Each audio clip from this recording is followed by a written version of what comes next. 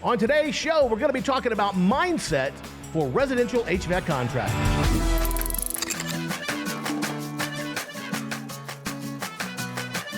Now, as you know, if you've paid any attention to my career over the last 20 years, you'll know that mindset is something that I think is really, really important.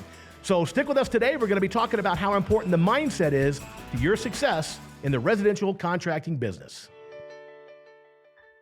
The power of consistency, prosperity mindset training for HVAC professionals. This program is actually based on a book that I've written called The Power of Consistency. I guess that's why it's in the name. And it's about having the right mindset. And when we talk about the prosperity mindset, we're talking about a mindset that is geared and programmed to thrive in the face of adversity, a mindset that accepts responsibility for our conditions in life. We don't blame other people. We don't blame the boss and the economy. We don't blame our cheap competitors, right? We take responsibility. We'll talk a lot about that throughout this program, and really getting focused on how we can become the master of our own destiny, right? The captains of our own soul.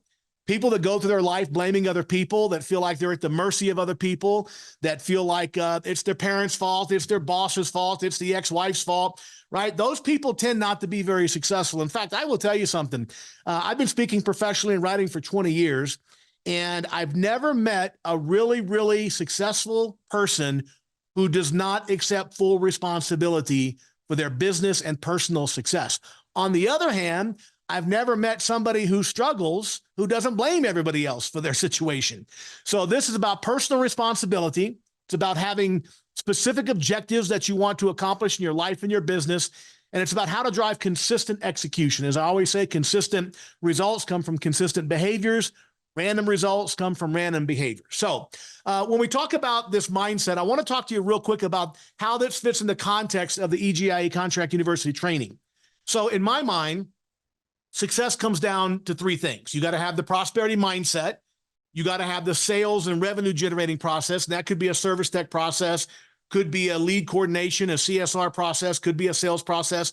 But there's a process at the middle of everything. Everything in your business should be organized around various processes. But the mindset and the consistency are the bookends to whatever process that you are engaging in or trying to implement in your business. So this program is the two bookends, the mindset and consistency, and you can insert whatever process you want to in there. We've got numerous programs, as you probably know, on Contract University, and you might be watching a marketing training from Drew. You might be watching a sales training from Russ Horrocks. You might be watching a financial training from Gary Ellicks. Doesn't matter. Those are all the middle section. Those are the processes that you need to organize your business. But without the proper mindset, and without executing on a consistent basis, guess what? That process will be just another tool that doesn't get used in your business. So this program, we specifically designed to be the bookends for every other program that we have at EGIA. We want to be able to examine all these processes, but we got to be able to implement them. That requires the mindset and the consistency. So we're going to be talking about those two things. Everything we talk about today will be based pretty much on these three books that I've written. We talk about the prosperity mindset, and that's really more about the book there on the right. I hope it's on your right. It's kind of yellow. It's an ugly, ugly cover, by the way, but that was the publisher's choice, not mine. I've written a couple of other books, and we'll be talking a little bit about the upside of fear today, certainly the power of consistency.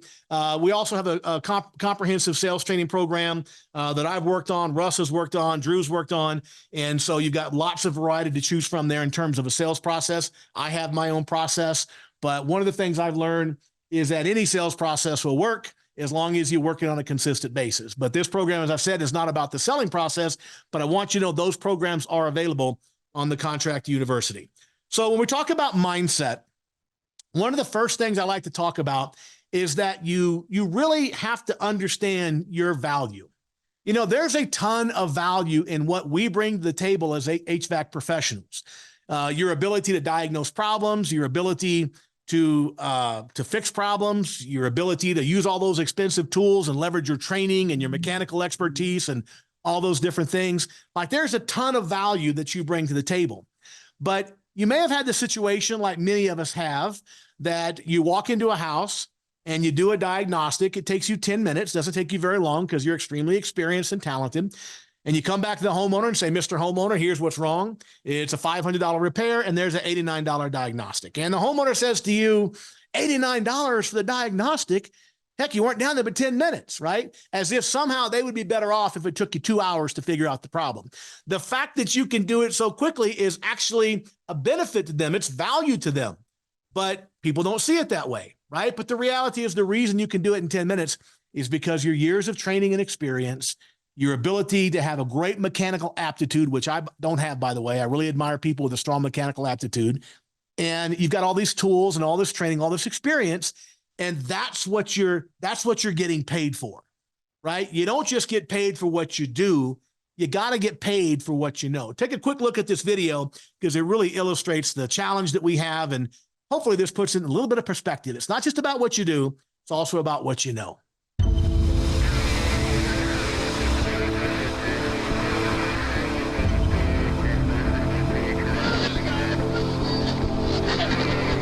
Professionals in the heating and air conditioning business, if you want to be seen as a pro, you got to be a pro. And one of the things you got to understand is that you don't get paid for what you do, you get paid for what you know.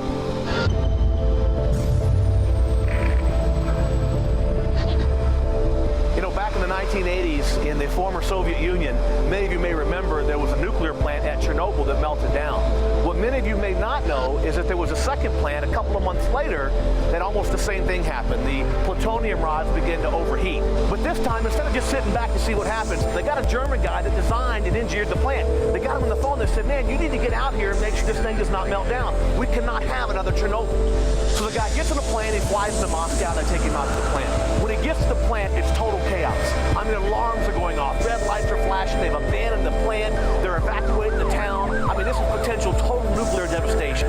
But this guy walks in, cool as a cucumber, goes down about 6 flights of stairs and goes down to the basement, basically the bowels of this nuclear plant. They've got these cooling towers that basically house the plutonium rods to keep them cool. And he's right there at ground zero. I mean, if this thing overheats, if this thing melts down, he's going to go in a flash. But he walks right through all this chaos. He walks up to a big wall. There's all these valves and all these gauges. The guy looks at the wall for a second. He looks at one particular gauge, one particular valve.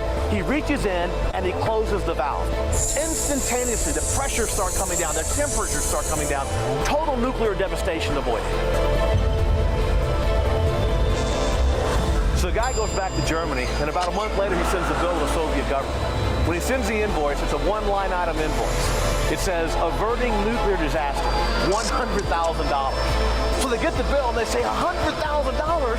You weren't here but 15 minutes. We want a detailed breakdown of your invoice. So he sends the Soviet government another invoice. This time, there's 2 line items. The first line said, closing valve and averting nuclear disaster, $1.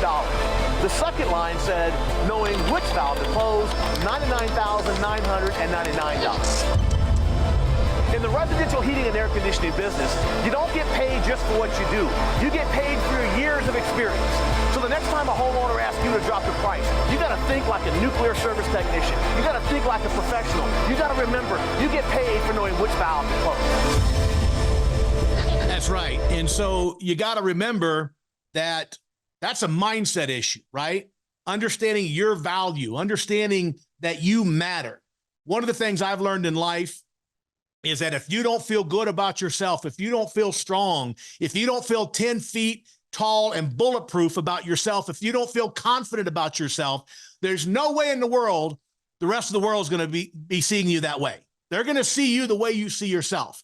If you see yourself as, oh, shucks, I'm just the HVAC guy, then that's how the world's going to see you, right? But if you see yourself as an awesome professional that provides solutions and homeowners, improves the quality of their life, right? When you see yourself that way, and that's what this program is going to be about helping you see yourself that way, then that's how the rest of the world is going to see you. By the way, people often ask me, how did you get permission to visit Chernobyl?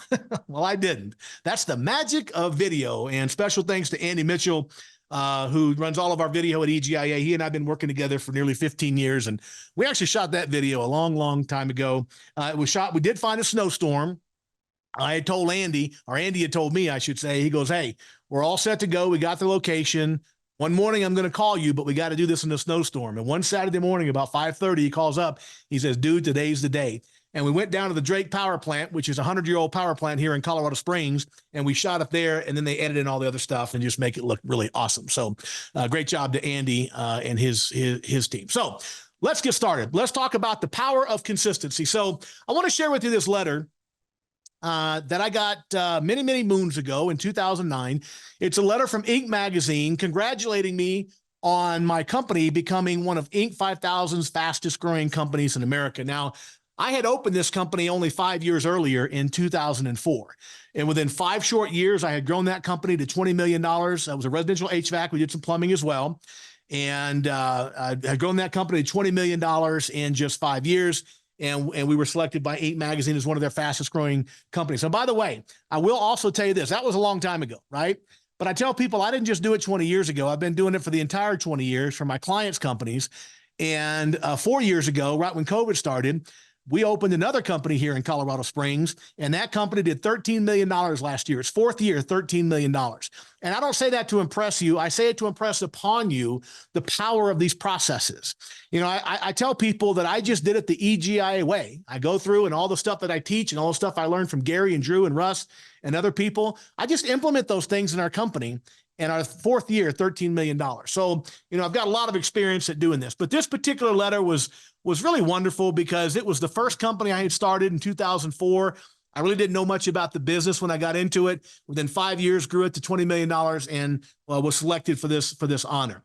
Now, that same year, 2009, my first book came out, a little book called The Upside of Fear. And I will tell you, this book kind of changed my life, because it's when I went from being a contractor full-time to doing more speaking and writing. But I've always kept one foot in the contracting world because it's a great industry. But this book is a story of my life. Now, the reason that this book is a story of my life is not because of the business success necessarily. A lot of people have had success. A lot of people have had more success than I've had. But the reason my life story is a subject matter of this book is because just 18 months before I opened that company in 2004, you go back up 18 months and put us back to January of 2003, I was 39 years old and I was living in a homeless shelter. And when I tell you I was homeless, that is not an exaggeration. This is the exact facility that I lived in 2003. That arrow points down the room that I was living in. And obviously I had no home, I had no car, I had no furniture. At 39 years old, just 21 years ago, I was completely busted. Now, as bad as this place may seem, and it wasn't great, it was actually an upgrade for me, because the reason I was in this shelter at 39 years old is because I had just completed serving 13 years in federal and state penitentiaries. I think we all need a coach. I mean, I guess I look at Tiger Woods needs a coach for golf, and we surely need a coach for us run our business, help us run our business. When I talk to my coach, Bob, about different things, he's constantly giving directions on where I need to go, do some studying, and it's nice that it has all that stuff in the EGIA Contractor University stuff. We've gotten a lot of really good advice. We're starting to implement some things that we weren't doing. We're unique because we only do ductless, so we have to kind of tweak the HVAC industry into our world, but we've been doing that, and with both Daryl's help and Bob's, we've been able to really rethink a few things, and we're starting to make some big progress. The experience with Next Level Coaching so far has been really good. It's been really great to be able to talk about all things business, and even the social or the difficulties that we're enduring. It's not just KPIs. It's actually, it feels like it's human coaching more than business coaching sometimes. I would say the biggest thing that I learned is about pricing, when I realized that I don't sell anything but labor. I control all my pricing through my kits, and that's where my labor is built in. And so it's made me more competitive because I'm not marking up big expensive items as much as I was, and yet I'm getting it all back from my labor. So it works really well. I'm getting paid for what we install and getting paid for what we service. The biggest thing that we've learned from the Next Level Coaching would be the implementation process. So being encouraged on a regular basis to implement the things that we talk about, and to be able to go back and either look at the numbers or to talk to you where you remind us of where we left off, and to make sure that we're actually doing the things we said we were going to do. Somebody else has already done this, and there are people who know how to do it. So go ask them and get the answers, because it's already been invented. You're not going to reinvent the wheel. You just have to tweak it to your company. And these guys have broad knowledge, and it just, they bring it in and they can make it work for you. Do it. I mean, next level coaching, if I could convince everyone to be a part of it, I think that's a big thing for us to all participate. We need to participate in every avenue that's available to us through the EGIA.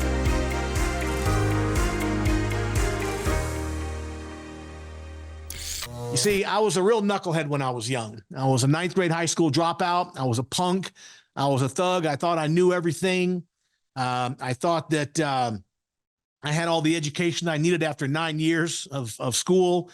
And in 1987, I moved up to Colorado. I grew up in Louisiana, moved to Colorado. And within a few short months, I was arrested for holding a guy at gunpoint. I was sent to the penitentiary in October of 1987 for about 10 years. A 10-year sentence. I paroled in 4.5 years. I got out. When I got out the first time, I was 27 years old. I was 23 when I went in. Got out at 27 the first time. And I was still a 9th grade high school dropout. I was still a punk and a thug, no skills, no trade, no education, no nothing, right? And now I'm a convicted felon to boot at that point. And I had started the process, very sadly, looking back, I started the process as defining myself as a convict loser, high school dropout. And I will tell you, once I started defining myself that way, my destiny was sealed until I changed it. And it was sealed for many, many years, because I became a self-fulfilling prophecy. I began to define myself as a loser, as a convict. And I made it about 18 months. I couldn't find much work. And within 18 months, I was back in prison a second time on parole violations and weapons charges. Went back to the joint, got very fortunate, only had to do about 2 years. So now I'm 30 years old, and I'm back on the streets a second time, still a 9th grade high school dropout, still a punk, still a loser. Now I'm a 2-time convicted felon, not really seeing much opportunities for myself, and ended up hooking up with some guys doing some shady telemarketing. I tell people I should have been suspicious when they hired me. It doesn't say much about the hiring standards they had, but I got involved in the shady telemarketing.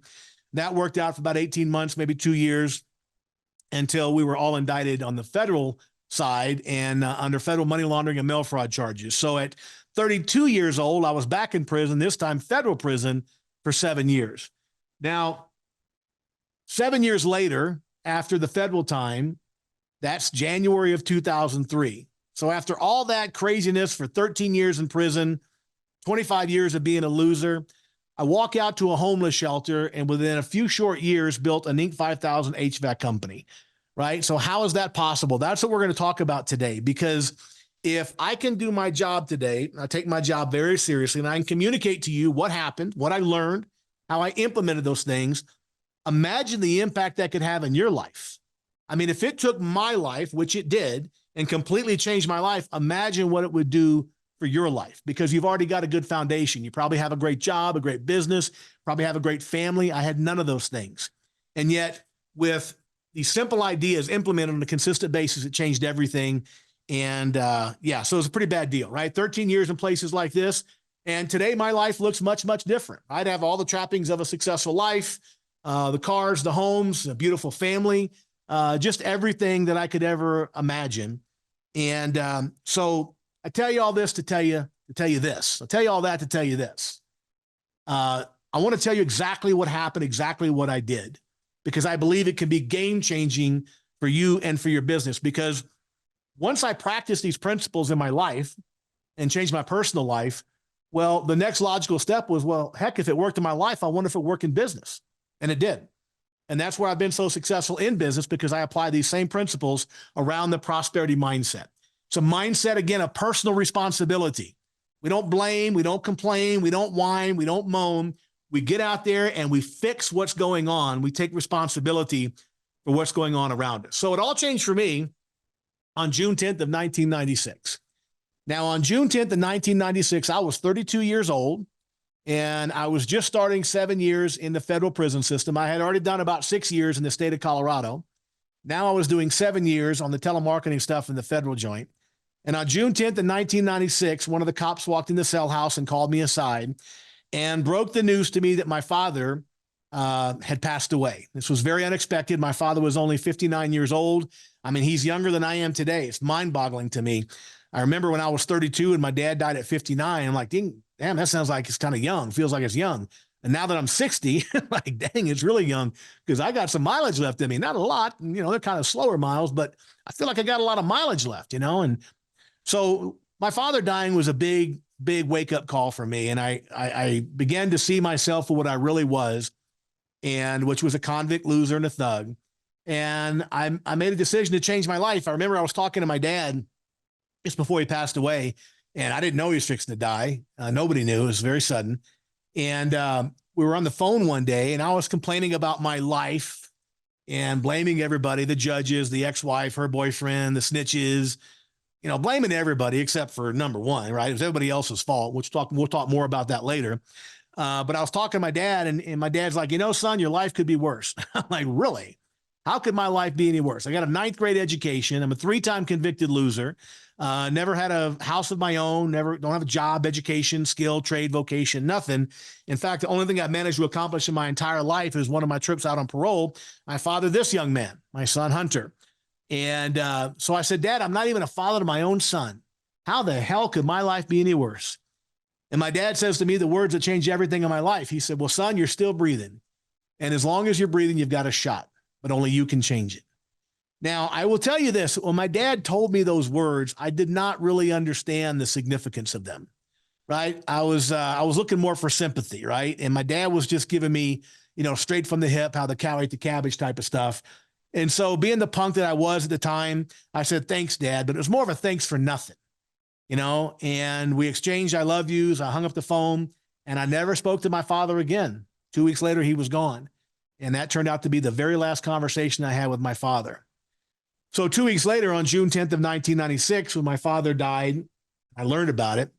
I made a simple decision that I was going to change the course of my life, and I was going to be the father that this youngster deserved, and I was going to be a son that my father could have been proud of. And that decision, those two decisions kind of combined in one, was kind of the roadmap for me to change my life. Now, here's the funny thing. I decided I was going to change the course of my life. I had nothing but time to do it. I had 7 years left to go. And my next thought was, how the hell do you change your life? I mean, where do you turn around the Titanic of my life? A 9th grade high school dropout. I'm 32 years old. I've been in prison all of my 20s. I'm going to be in most of my 30s. How the heck do you change that life? So I came up with this genius master plan. and that was that I was going to find out what really, really successful people do and start doing that, whatever that was. And so I started reading books. I started studying about the prosperity mindset. I started studying about manifestation and visualization. I started studying business. I started studying sales. And little by little, I began to educate myself to the point to where 7 years later, when I walked out, my life was completely different. And we're going to talk about what I learned on that journey and how hopefully it can benefit you. So let's talk about some of the lessons that I learned. Number one, you got to learn to focus on the seemingly inconsequential decisions. Now, there's two important parts of this statement. Focus is really important, and seemingly inconsequential is important. Because when I say that these inconsequential decisions, seemingly inconsequential, I use the word seemingly because they're actually very, very, very consequential, but they seem like they're not. You know, it's funny because neuroscientists estimate that we make 30,000 individual decisions every single day. And the reality is, as I've learned, those 30,000 choices and decisions over the course of your lifetime accumulate to build your life, right? So let's talk about seemingly inconsequential decisions. So I'll give you a perfect example of one. How long have we known in this country that smoking is bad for our health? Long, long time, about 100 years. In the 1920s, they knew that smoking had negative consequences. And so for 100 years, we've known smoking's bad for your health. But guess what? A lot of people still smoke cigarettes, don't they? So you got to ask yourself, why would a reasonably smart, intelligent adult, knowing what we know about smoking, why would they continue to smoke? And the answer is actually quite simple. The answer is smoking won't kill you today, right? Whatever impact smoking is going to have is 20, 30 years down the road. And human nature is such that it is when there's no immediate consequence of a behavior, or by the way, no immediate benefit, we don't put much stock in it. We don't pay much attention to it because we're always looking for the immediate result. But those little decisions, those seemingly inconsequential decisions can add up. So as an example, take the most avid smoker that you know, and let's say that he or she smokes 2,000 cigarettes a year, which would be something like a half a pack a day. I think we did the math on it one time. But you go to that smoker, but instead of giving them one seemingly inconsequential cigarette at a time, instead you offer them an entire year's worth of cigarettes at one time, like 2,500 cigarettes. And you offer them to them, you roll them up like a giant cigarette, you hand them to your buddy, smoke them if you got them, 2,500 cigarettes. The most avid smoker that you know, would he or she smoke those cigarettes at one time? Of course not. And if you asked them why they didn't want to smoke them at one time, what would they say? Make me sick, might kill me. Yeah, smoking 2,500 cigarettes at one time will make you sick for sure, might even kill you, I don't know. But here's the crazy thing. We make the right decision in that moment, right? Even that smoker, that person loves to smoke, would make the right decision and they would not smoke 2,500 cigarettes at one time. It's an obvious kind of no-brainer decision. But this is the crazy part about it.